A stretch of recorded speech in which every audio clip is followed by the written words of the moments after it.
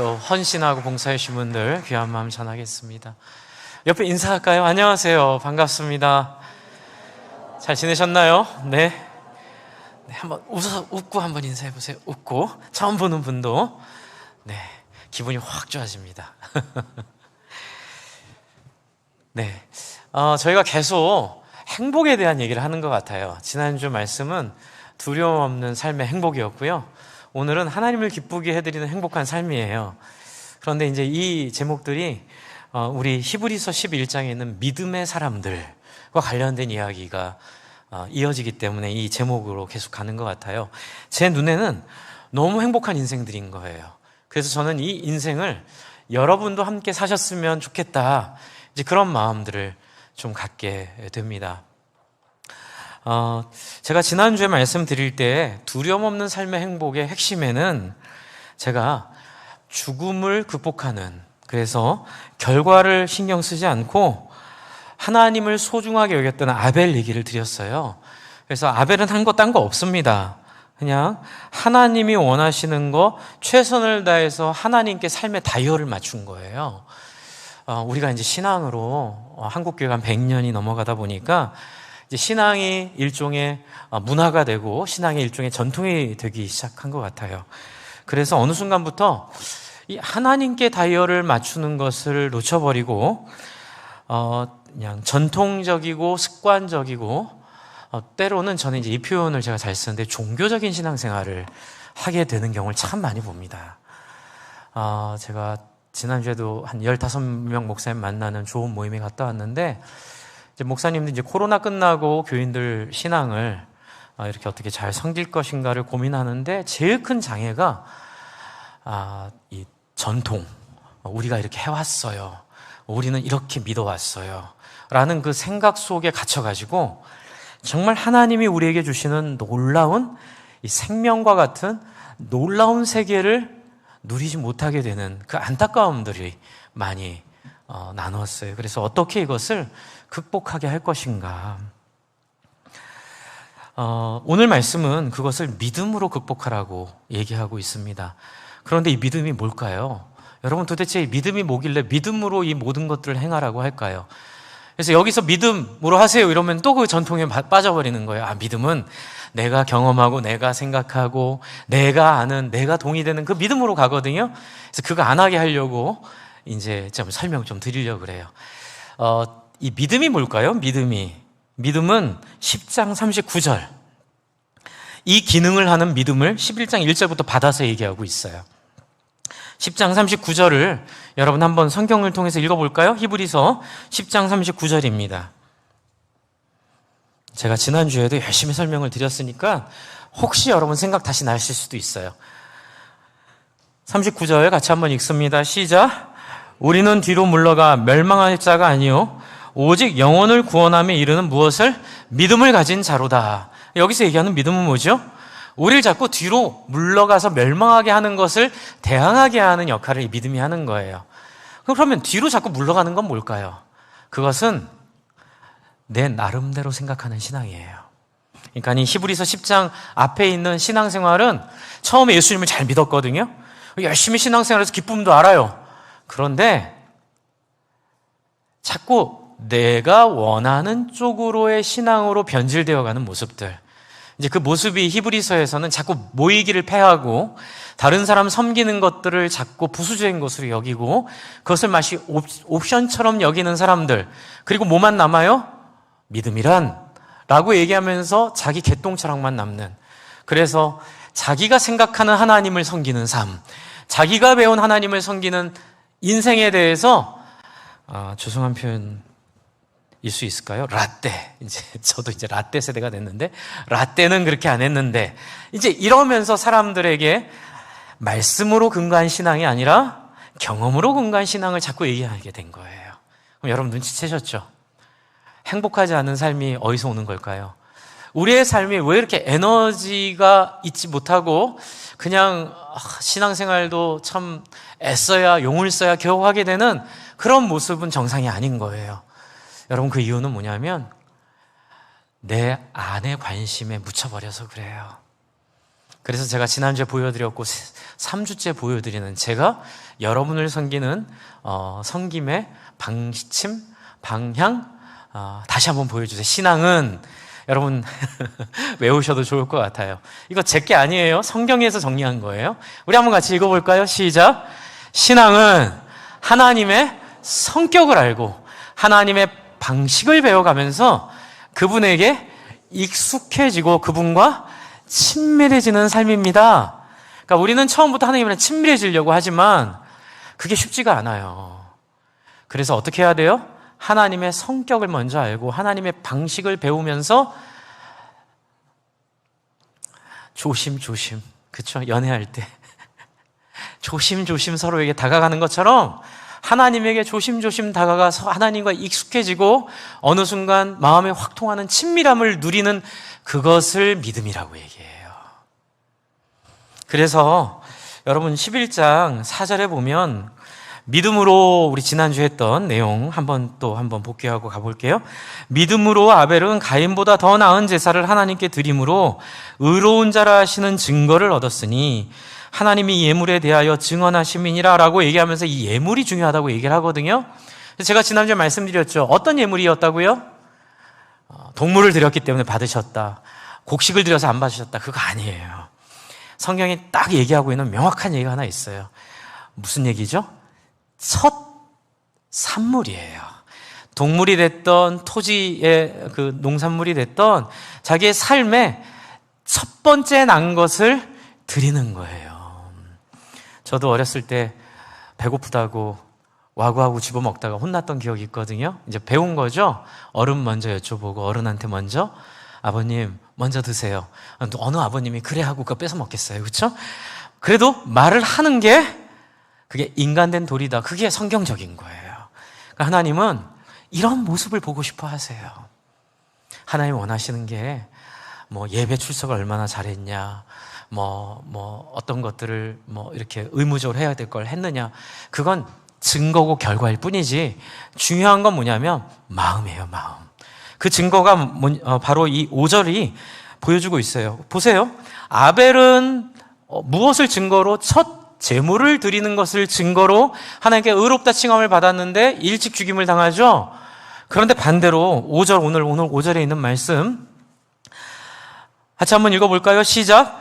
믿음으로 에녹은 죽음을 보지 않고 옮겨졌으니 하나님이 그를 옮기심으로 다시 보이지 아니하였느니라. 그가 옮겨지기 전에 하나님을 기쁘시게 하라는 증거를 받았느니라. 여러분 눈치 빠른 사람은 아시겠지만 증거 위에도 증거 밑에도 증거죠. 여러분 믿음으로 에녹은 죽음을 보지 않고 옮겨졌어요. 하나님이 그를 옮김으로 그는 죽음을 경험하지 않는 사람이 됐어요. 여러분 믿음은 다양합니다. 어떤 누가 훌륭한 믿음을 가졌다 그걸 그대로 본받을 필요가 그대로 안 해도 돼요. 여러분 오래 산 사람이 복받은 건가요? 아니면 빨리 죽은 사람이 복받은 건가요? 아니요.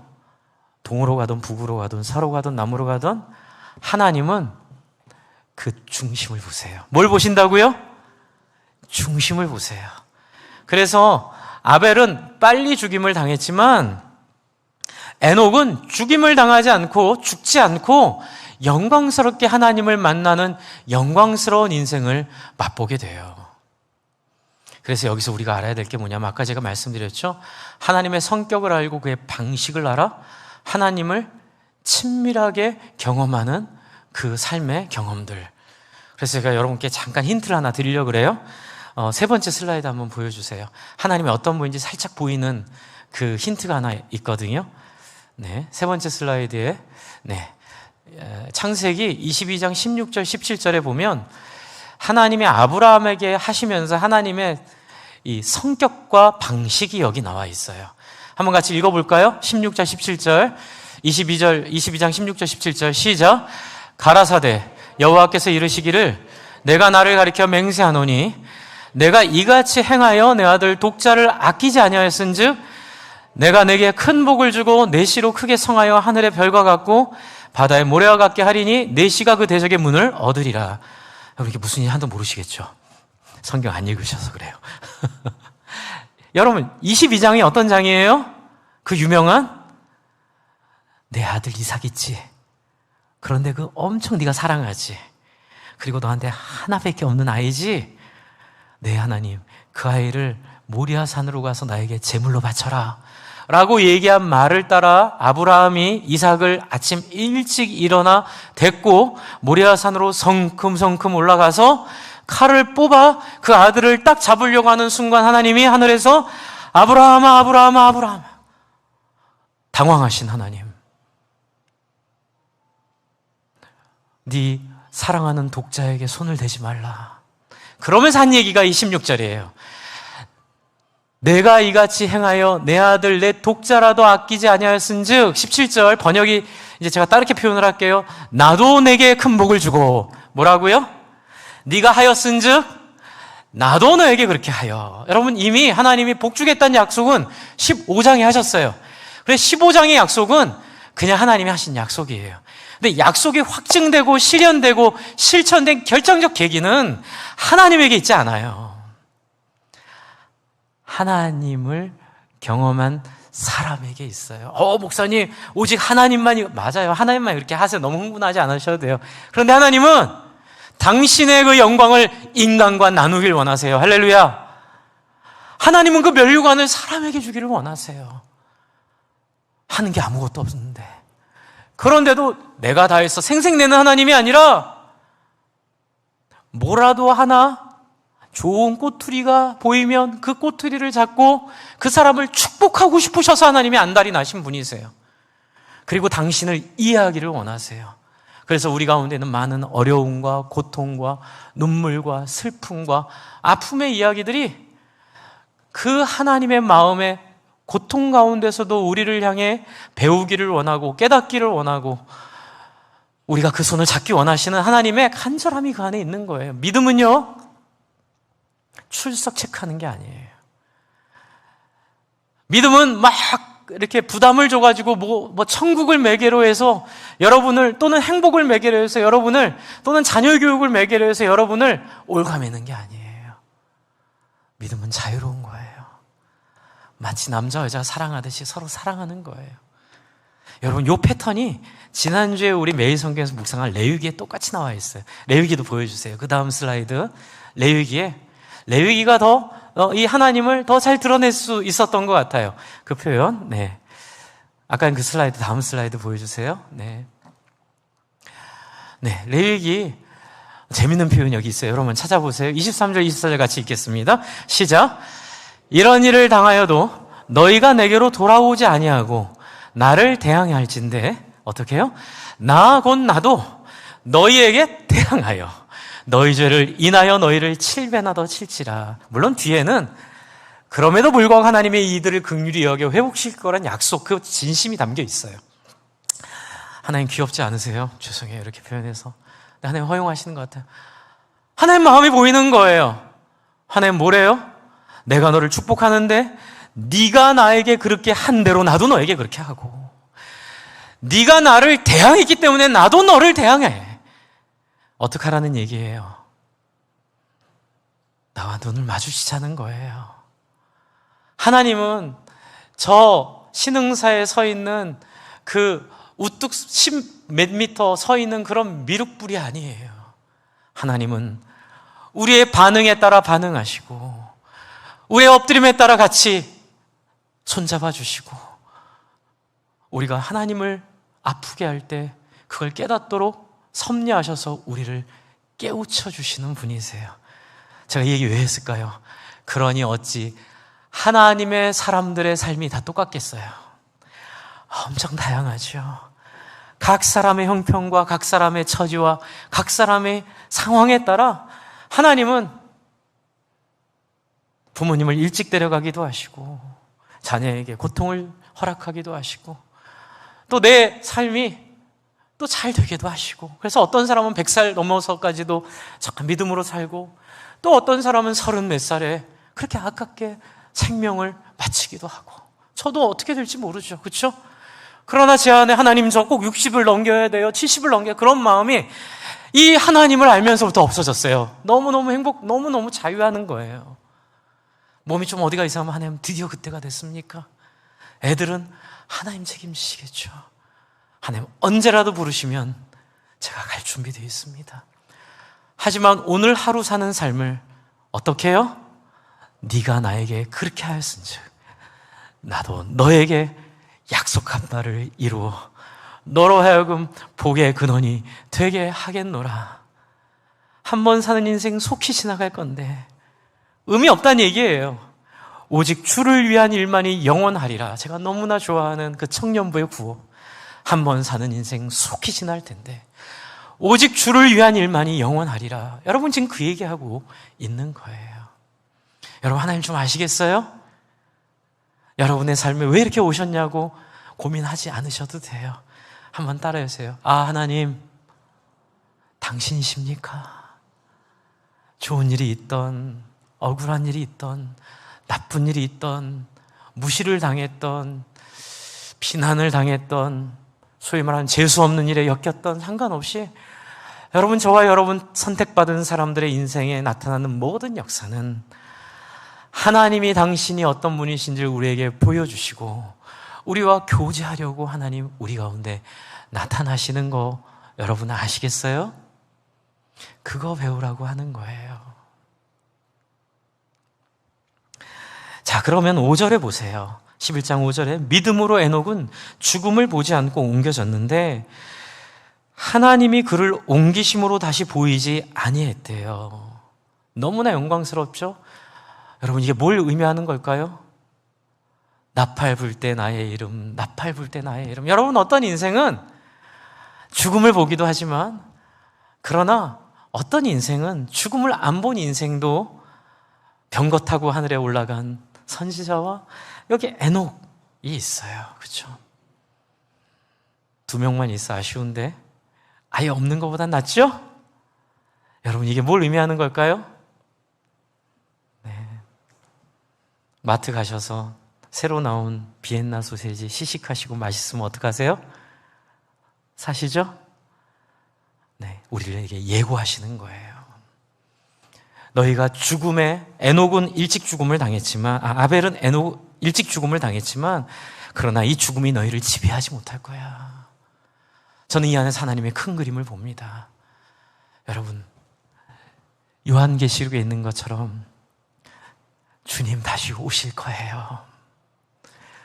여러분 저는 늘 그 기도해요. 하나님 내 인생에 죽음을 보지 않고 하나님을 만나는 복된 세대 되게 하여 주시옵소서. 하나님 저로 인하여 저의 헌신을 통하여 또 저와 같은 사람들의 헌신이 모여 이 시대에 한시라도 속히 하나님의 나라가 전파될 때에 주님 죽음을 보지 않게 해주십시오. 이 소망이 있는 거예요. 저는 목회를 하면서 많은 죽음을 봤어요. 장례를 참 많이 치렀던 것 같고요. 또 어려운 장례, 제가 처음 치른 장례가 담임 목사님 지방 가셨을 때 제가 전도사 2달 만에 둘째 아들 인류대학 졸업시켜놓고 어떤 대기업에 갔다가 거기서 인격적 모독을 당하고 정신 이상이 왔어요. 그래서 지금으로 하면 공황장애죠. 회사를 그만두고 집에서 누워만 지내던 그 아들, 얼마나 엄마 마음이 찢어졌겠어요. 근데 그 아들이 아침에 엄마가 해준 누른밥 먹고 죽은 거예요. 31. 저보고 그 장례를 하라는 거예요. 정말 처절한 현장, 그렇죠? 무슨 말을 거기서 하겠어요? 그런데도 일어나라 말씀하셨던 누가복음에 나인성의 과부의 아들을 향하여 우리가 울지 말라. 위로하는 건 의미가 없지만 그러나 살아계신 하나님이 울지 말라 하실 땐 희망이 있습니다. 이게 끝이 아닐 겁니다. 그 뒤로 많이 경험했던 죽음들, 또 저희 어머니의 죽음. 저희 어머님은 37에 56에 돌아가셨어요. 56에. 56에 어제 저희 집 정리하다가 저희 가족관계 증명서 옛날 거 우연히 찾다가 제가 먹먹해지는 거예요. 나이가 56에 돌아가셨어요. 다시 2000년 11월 19일로 돌아갔어요. 어젯밤에. 막 그 생각이 너무 나는데 오늘 이 말씀이랑 연관이 있더라고요. 연관이 되더라고요. 그때는요 화장터가요, 지금 같지 않았어요. 아실 분은 아시겠지만 성남 화장장이요, 굉장히 비주얼이 충격적이었습니다. 엄마 화장하러 갔다가 이 가마가 7개가 있는 거예요. 가마가. 여러분, 항아리 굽는 가마 아시죠? 가마가 7개가 있고요, 그걸로 관을 넣으면 아주 리얼하게 그 굴뚝에서 연기가 풀풀 나오는 거예요. 그래서 엄마를 그 가마에 넣고 엄마 타는 냄새를 맡았던 5시간.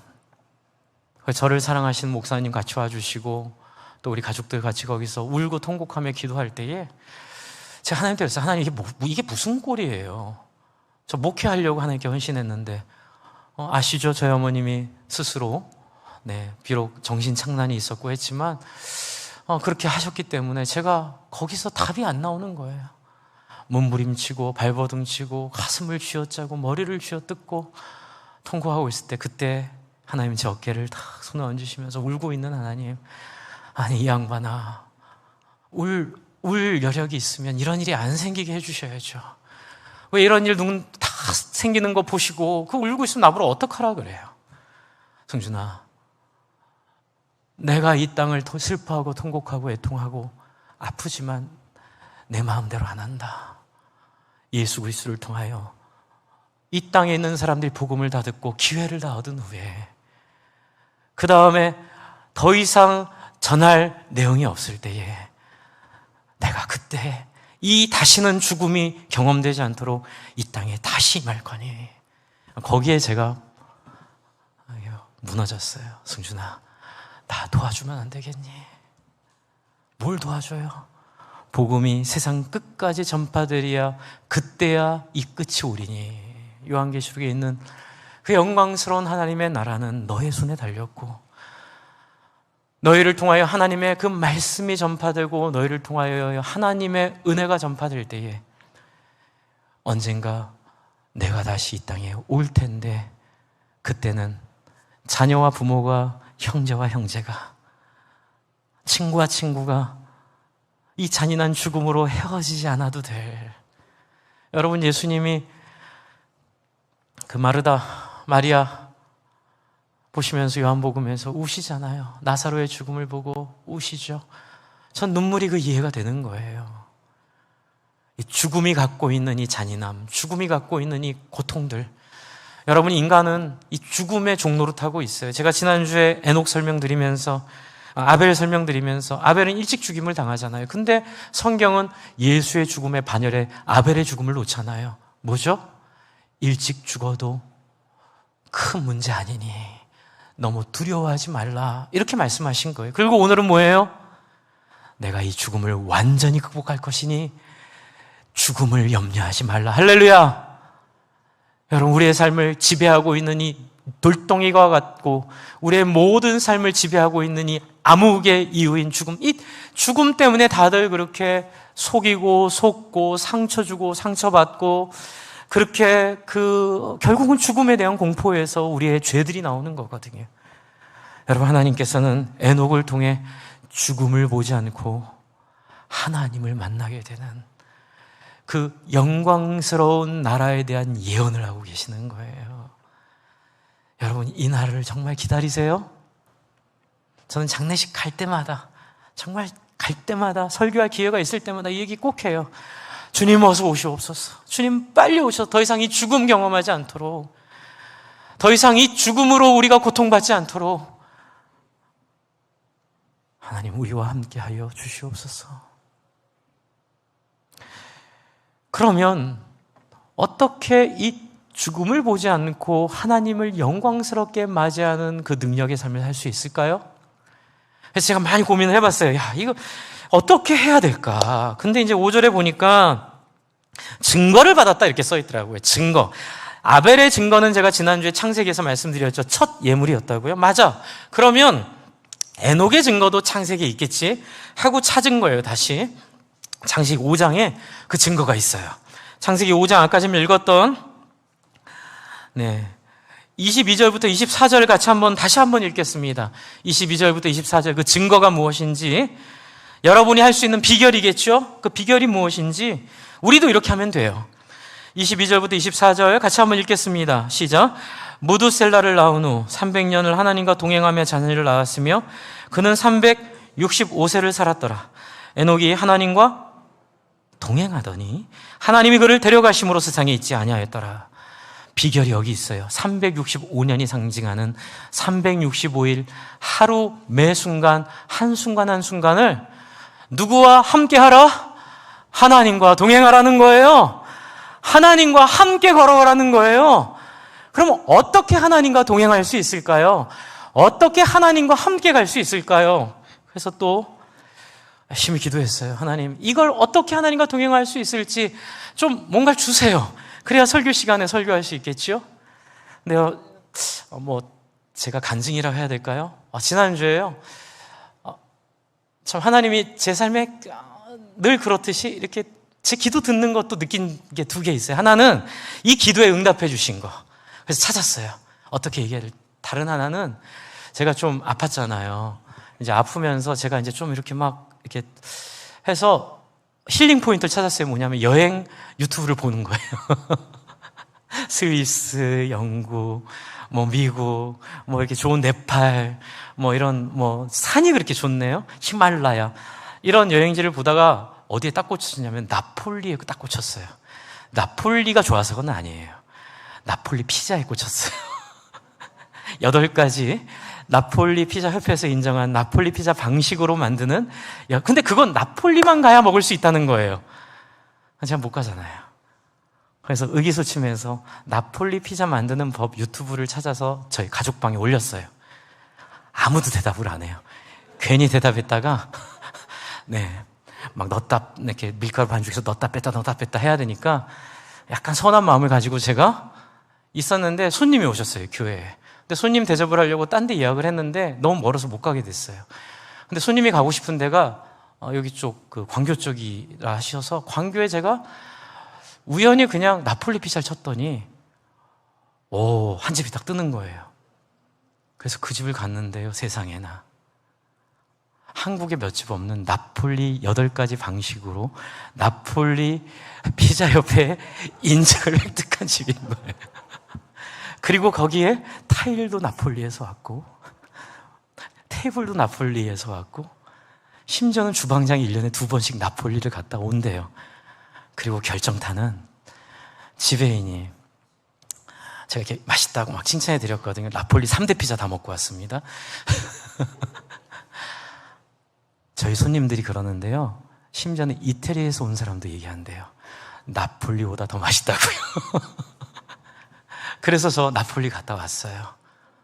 갔다 오면서 하나님한테, 하나님 너무 멋쟁이세요. 어떻게 이렇게 저를 위로하세요. 그래서 나폴리 가고 싶은 마음이 싹 사라졌어요. 그렇게 해결하신 하나님이 이 문제를 가지고 제가 계속 기도를 했는데 우연히 책을 읽다가 이 체코 프라하에 얀 후스라는 사람을 만났어요. 이게 나폴리 피자랑 비슷한 하나님의 역사라고 지금 말하는 거예요. 이 얀 후스예요. 1472년부터 1415년 7월 16일 날 화형당한 얀 후스인데 이분의 스토리가 하나님과 동행하는 것이 무엇인가를 종합적으로 보여주더라고요. 제가 시간이 많지 않아서 짧게 설명드리겠지만 관심 있는 분들은 유튜브 검색하시고 인터넷 검색하셔서 얀 후스를 완전히 배우시면 좋겠어요. 저게 체코 프라하 광장에 전 사진 한번 보여주세요. 엄청 크죠? 너무너무 사랑하는 거예요, 체코 사람들이. 그리고 저 얀 후스의 동상이 어딜 보고 있냐면요, 의회를 보고 있어요. 니들 잘하는지 내가 보고 있을 거야. 이런 마음으로. 근데 이 얀 후스는 체코 대학의 총장이었어요. 36살에 빨리 성공한 사람이죠, 그렇죠? 그리고 신부가 되기를 원해서 신부가 됐다가 충격을 받아요. 뭐냐면 라틴어를 배우면서 성경을 이해하기 시작하면서 얼마나 하나님의 말씀과 다른 방식으로 성직자들이 가르치고 그것을 이용해서 돈벌이를 하고 있고 그것을 이용해서 자기 욕망을 채우고 있는지를 보게 되면서 거기서 굉장히 거룩한 변화를 경험하게 돼요. 그리고 이 얀 후스를 변화시켰던 결정적인 인물이 이 위클리프라는 옥스퍼드 대학 교수였던 성경을 처음으로 라틴어에서 영어로, 근데 그 당시에 라틴어에서 번역하면 종교 재판에 넘겨서 재판을 때리던 시대였어요. 그래서 성도들은 자기 언어와 자기 글로 성경을 못 읽던 시대예요. 오직 성직자들이 말하는 것만 믿고 그대로 따라서 신앙생활을 했던 시대인데, 제가 아까 말씀드렸죠. 믿음 처음에 얘기할 때 우린 자꾸 뒤로 물러난다고요.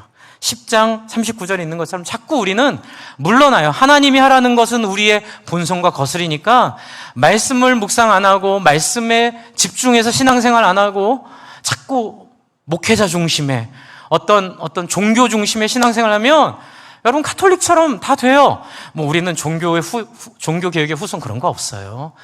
여러분 종교개혁의 후손이 되려면 이 말씀을 회복해야 되는 거예요. 그래서 얀 후스는, 야누스라고 누가 들었다 그래서 아니에요. 얀 후스입니다. 얀 후스는 뭘 하냐면 체코어로 성경을 번역해버렸어요. 그런데 위클리프가 그 전에 영국에서 영어로 번역했다가 콘스탄틴 회의에서 이 죽은 지 21년이 지난 위클리프의 묘를 파가지고요, 위클리프의 그 뼈를 화형을 시키고 그리고 뼈를 가루로 만들어서 사람들한테 다 얘기하는 거죠. 누구든지 성경을 자기 언어로 번역하려고 하는 자는 다 누구처럼 될 거다? 이 위클리프처럼 될 거다. 이 얘기를 한 거예요. 지금 그런 상황에 얀 후스가 죽음을 두려워하지 않고 다들 말렸어요. 그러면 죽는다고, 괜찮다고 체코어로 성경을 번역했어요. 그리고 세상에나 설교를 알아듣는 말로 한 거예요. 여러분, 여기서 만약 제가 중국어로, 히랍어로, 이태리어로 여러분께 설교하면 여러분은 어떻게 하시겠어요? 주무시겠죠, 그렇죠? 그때는 그렇게 신앙생활을 한 거예요. 못 알아듣는 라틴어에 능력이 있고 라틴어에 영광이 있다고 믿어서 그냥 못 알아들어도 꾸벅꾸벅 들으니까 천주교가 그렇게 제의중심적으로, 그렇게 종교적으로 그렇게 변질된 거거든요. 그리고 그 당시 패스트로 사람의 3분의 1이 죽어버려요. 3명 중에 1명이 죽는 거예요. 그러니까 무섭잖아요? 내 아이가 죽을 수도 있고 엄마가 죽을 수도 있으니까. 그러니까 말씀은 없는데 죽음에 대한 공포는 오고, 그러니까는 천국에는 가야 되겠고, 그렇죠? 그래서 면죄부를 판 거예요. 그래서 면죄부를 사면 너희는 다 이렇게 많이 죽어나가는 이 시대에도 연옥을 통해서 천국 갈 수 있다고, 성경과 전혀 상관없는, 정말 이 히브리서 10장에서 얘기하고 있는 물러서지 말아야 될 그 이야기들을 하나도 막아내지 못하고 그냥 그렇게 했던 사람들. 그리고 얀 후스는 이것을 정면으로 거스려서 설교했다가 끌려가서 화형당해요. 얀 후스가 죽을 때 이렇게, 후스라는 게 거위라는 뜻이래요. 오늘 거위가 불살라 죽지만 100년 뒤에는 백조가 이 땅에 나타나 날개를 펼칠 것이다. 진짜 107년 뒤에, 105년인가 7년 뒤에 마틴 루터가 종교개혁을 해요. 네, 그래서 마틴 루터에게 영감을 준 사람이에요. 그래서 그 첫 시작은 위클리프였고요. 그래서 위클리프가 했던 이 말이 있어요. 성경이 국민이 국민을 위한 국민의 정부를 만들어낼 것이다. 이게 굉장히 탁월한 얘기예요. 여러분, 이게 무슨 말이에요?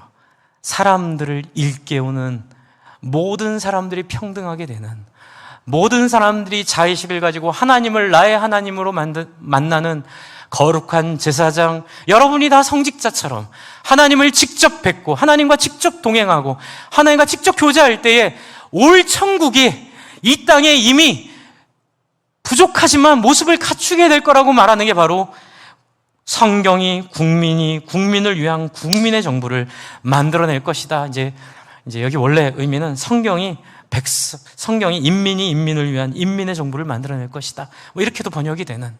근데 그건 저쪽에서 너무 많이 써가지고 국민, 백성, 민중 뭐 이런 식으로 표현할 수 있는 거죠. 이 얘기를 누가 갖다 썼을까요? 링컨이 정확히 이 위클리프의 이야기를 갖다 쓴 거예요. 게티스버그 연설에서 그게 링컨의 것이 아니라 이 위클리프가 성경을 여러분이 알아들을 수 있는 언어로 번역해내면서 했던 얘기예요. 여러분, 하나님과 동행이 뭘까요? 말씀을 통해 한 책의 사람이 되는 거예요. 여러분이 성경의 사람이 되는 거예요. 말씀을 읽고 말씀을 불경처럼 그렇게 외우는 게 아니라, 외우는 것도 중요하지만 말씀을 통해 하나님의 성격을 알고 하나님을 경험하고 하나님의 방법을 깨닫고 하나님을 만나 하나님과 동행하게 되는 것이 바로 성경의 능력인 거예요. 그래서 여러분, 우리 시대가 주님 가까이 오실 날이 가까이 왔다는 얘기 하고 싶은 거예요. 여러분, 2000년 전보다 1000년 전보다 500년 전보다 지금 자기 언어로 많은 사람들이 성경을 갖고 있어요. 우리가 후원하는 GBT 선교사 위클리프 선교회, 그래서 위클리프 선교회라고 이름을 지은 거예요. 자기 언어로 된, 자기 이해할 수 있는 마더텅이라고 하는데, 엄마의 언어, 어렸을 때부터 익숙한 그 언어로 성경을 읽을 수 있게 하자. 그래서 그 선교사님이 지난번에 저 휴가 갔을 때인가 오셨잖아요. 오셔서 설교하셨을 때 여러분 은혜 많이 받으셨죠? 여러분 많이 줄었대요. 저는 그걸 어떻게 듣는 줄 아세요? 주님 오실 날이 얼마 안 남았어요. 할렐루야. 여러분, 한 사람이라도 자기 언어로 성경을 읽을 수 있는 기회, 그리고 유튜브를 통해, 그리고 많은 이 SNS를 통해 이 사람들은 넘치도록 예수 그리스도와 하나님에 대한 이야기를 이제는 듣고 있어요. 하나님의 나팔 소리 천지 진동할 때에 예수 영광 중에 구름 타시고 천사들을 세계 만국 모든 곳에 보내어 구원 얻은 성도들을 모으리. 아시죠, 이 찬양? 좀 이따 봉헌 찬양으로 이거 하기로 했어요. 심장이 터지려고 그래요. 여러분, 이안 호수를 통해서, 위클리프를 통해서 시작된 이 종교개혁의 정신은 예수 그리스도가 유대인들과 붙어서 만들어낸 하나님 나라의 영광스러운 모습, 뭐예요? 모든 사람이 각자의 언어로 하나님을 만나게 되고, 누가 누구에게 하나님을 알라라고 말하지 않아도 서로가 서로의 하나님을 체험하고 경험함으로 말미암아 거룩한 백성, 하나님 나라의 제사장, 영광스러운 그의 자녀 될 줄 믿으시기 바랍니다. 저만 의지하지 마세요. 저는 일시적인 인도자일 뿐이에요. 저 죽으면 저 잊어버리세요. 여러분에게 오직 유일한 건 말씀이에요. 말씀. 훌륭한 지도자들 고마워요. 좋아요. 하지만 정말 훌륭한 지도자는 자기는 사라지고 오직 말씀만이 세워지도록 하는 것이고, 여러분 정말 존경하는 목사님들, 존경하는 사람들 정말 하나님 앞에 잘해드리고 싶으면 그분들 추종하지 마세요. 오직 하나님의 말씀을 만나도록 인도해 주신 분으로 기억되고, 그래서 여러분이 그 하나님의 말씀과 동행하고 하나님을 기억하고 깨닫게 될 때 여러분 안에 놀라운 죽음을 두려워하지 않든지, 죽기 전에 하나님을 만나든지, 그쵸? 네, 부활하든지, 그래서 정말 자유롭고 행복한 삶을 살게 될 줄로 믿으세요.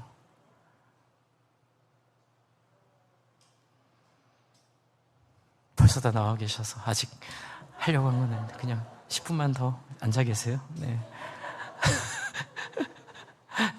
네. 감사하죠. 이제 마지막으로 여러분 딱 두 가지만 얘기할게요, 짧게. 여러분, 그렇다면 11장으로 돌아가시면 11장, 아까 전에 증거가 동행이라 그랬잖아요. 그럼 6절이에요, 6절. 여러분, 믿음이 없이는 이 동행, 하나님의 증거, 믿음이 없이는 하나님을 기쁘시게 하지 못하나니. 그래서 두 번째 뭐예요? 하나님과 동행하면 사람의 특징은, 따라해주세요. 하나님께 나아가는 자는 반드시 그가 계신 것. 예, 두 번째는 반드시 그가 계신 걸 믿는 거예요. 말만 하는 거 기독교 아니에요. 온갖 좋은 얘기들, 온갖 좋은 미사여구 아니에요. 여러분 정말 하나님 원하시는 건 뭐예요? 하나님 살아계신 줄 믿었으면 그렇게 사시는 거예요. 뭐라도 해보시는 거예요. 여러분 다 똑같이 할 수 없어요. 말씀드렸잖아요. 사람마다 다 다르다고요. 어떤 사람에게는 온라인 예배가 최선일 수 있어요. 또 어떤 사람에게는 현장에 나오는 예배가 최선일 수 있어요. 저는 몰라요. 하나님은 아세요. 여러분 하나님 앞에 부끄럽지 않게 하나님 살아계심을 믿으시면 여러분의 최선으로 하시기를 바랍니다. 그러면 하나님 기뻐하는 게 뭐예요, 목사님? 히브리서에서 계속 얘기하잖아요. 모이기를 모이를 패하지 말고, 그리고 사람을 사랑하고 사람을 소중히 여기고 나보다 남을 낫게 여기고 손님 대접하기를 잊지 말고 기뻐하고 우정을 쌓고 함께 마음을 나누고.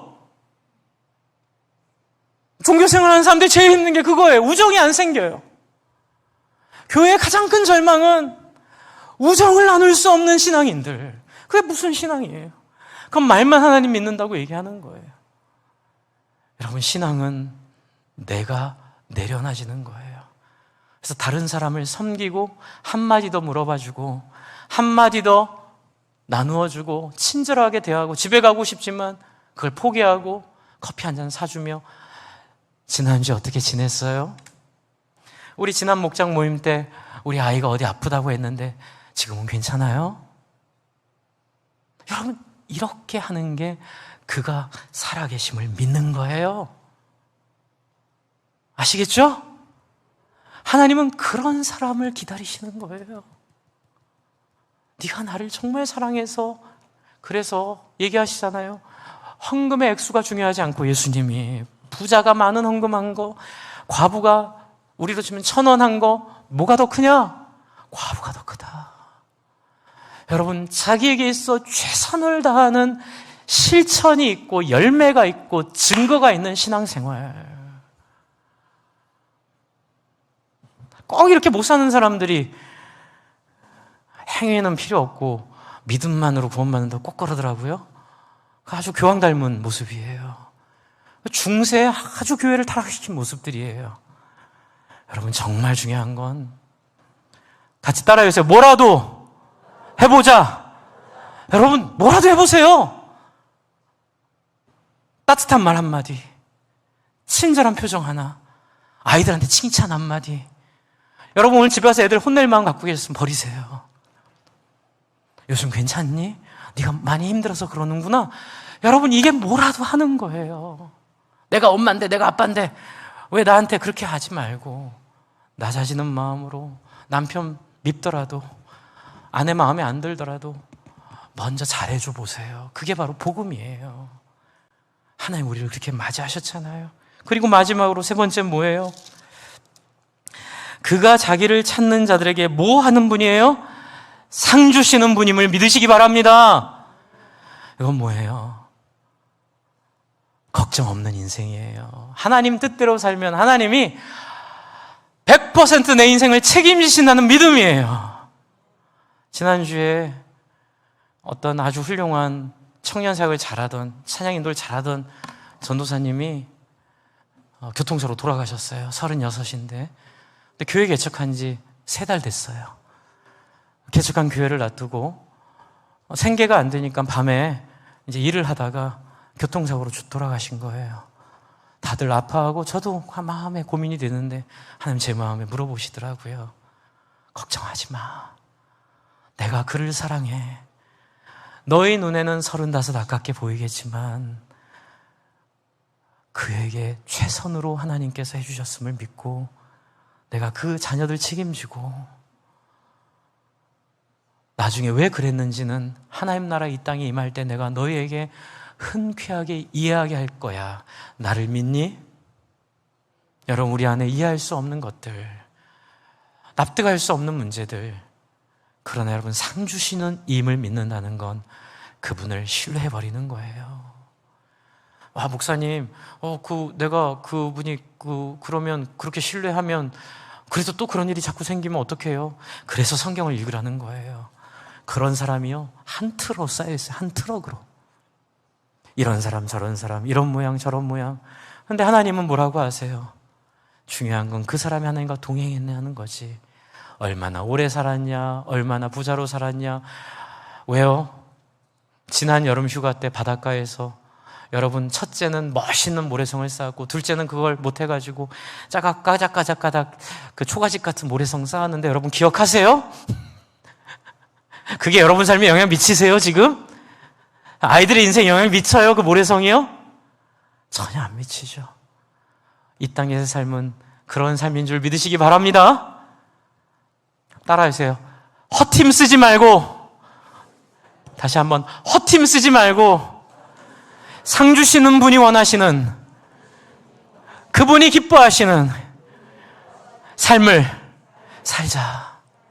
한번 해보세요. 그리고 성경 읽으세요. 지금 성경 읽는다고 화형 안 당하죠? 네, 한글도 읽는다고 막 번역본을 읽는다고 막 사용 안 당해요. 예, 성경 읽을 수 있는데 안 읽으면 그다음부터는 우리의 죄예요.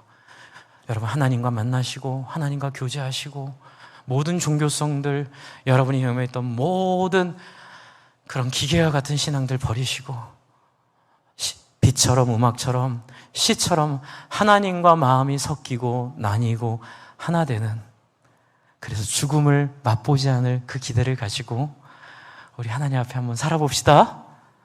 우리 같이 기도할 때에 하나님, 저 하나님 정말 알고 싶어요. 정말 다른 사람과 비교 안 하고 하나님 경험하고 싶어요.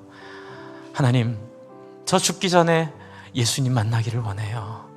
하나님, 나 만나주세요. 저 하나님 경험케 해주세요. 이 시간 같이 기도하겠습니다. 하나님 아버지, 그렇습니다. 우리가 하나님 만나고 하나님 경험하고 하나님 위로받고 하나님 체험받고 하나님께서는 우리와 함께 하심을 아버지 우리가 기억하기를 원합니다.